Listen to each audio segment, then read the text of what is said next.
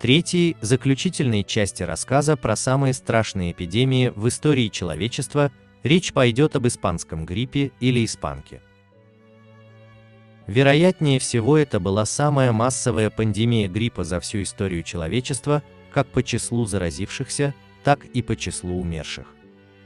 Всего за 18 месяцев во всем мире испанкой было заражено около 550 миллионов человек, или почти 30% всего населения планеты. Число умерших оценивают от 17 миллионов до 100 миллионов человек. Эпидемия началась в последние месяцы Первой мировой войны и быстро обошла этот крупнейший на тот момент вооруженный конфликт по масштабу жертв. Считается, что развитию пандемии способствовали тяготы войны. Антисанитария, плохое питание, скученность военных лагерей и лагерей беженцев. Несмотря на то, что первые больные появились в апреле 1918 года в Соединенных Штатах Америки, свое название грипп приобрел из-за того, что Испания первой из европейских стран публично объявила о пандемии заболевания. Название испанка появилось случайно, так как военная цензура борющихся сторон во время Первой мировой войны не допускала сообщений о начавшейся в армии и среди населения эпидемии.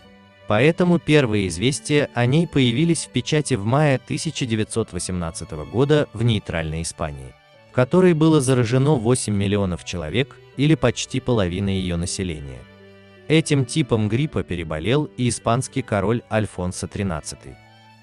Многие жертвы гриппа были молодыми и здоровыми людьми возрастной группы от 20 до 40 лет.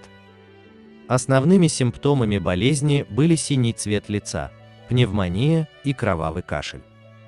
На более поздних стадиях болезни вирус вызывал внутрилегочное кровотечение, в результате которого больной захлебывался собственной кровью. В начале 20 века уже ходили железнодорожные поезда, летали дирижабли, плавали скоростные корабли. Поэтому болезнь распространилась очень быстро по всей планете.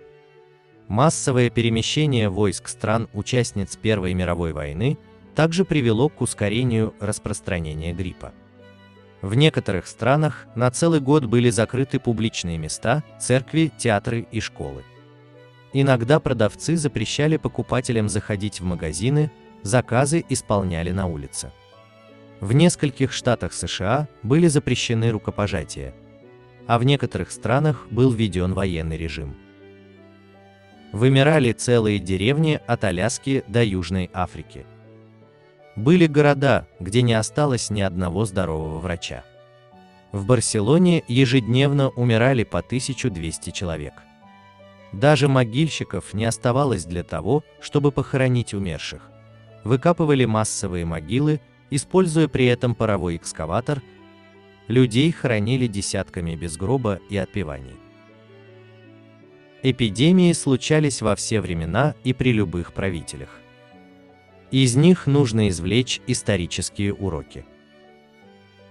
Основные меры предотвращения эпидемии – это личная гигиена, здравая предусмотрительность и отсутствие паники. Но если вдруг вы чувствуете симптомы заболевания, то ни в коем случае не занимайтесь самолечением, а обратитесь за помощью к врачам. Это была заключительная часть рассказа про самые страшные эпидемии в истории человечества. Если вам понравилось это видео, то поставьте лайк. Это поможет продвижению этого ролика и всему каналу. Подписывайтесь на канал.